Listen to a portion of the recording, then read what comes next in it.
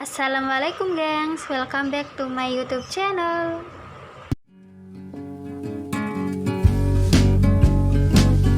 Dengan dua bahan saja ya gengs.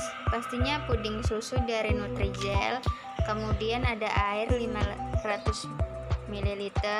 Di sini aku pakai 2 gelas 500 ml.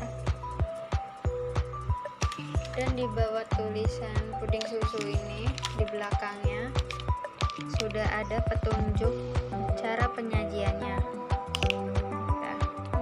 Di sini sangat kelihatan merem ya, tapi aku mau tutorialkan secara video. Oke, sebelum kalian nonton video aku, jangan lupa di like, subscribe, nyalakan loncengnya agar kalian tidak ketinggalan dengan video aku selanjutnya. Langsung aja kita masukkan airnya.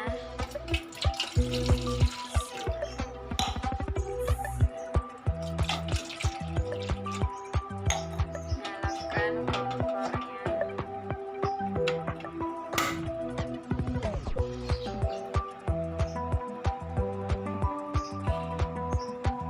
Lalu kemudian masukkan puding nutриjelnya.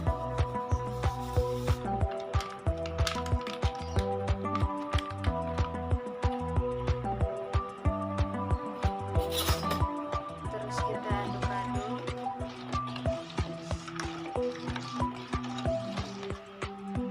Airnya sedang saja.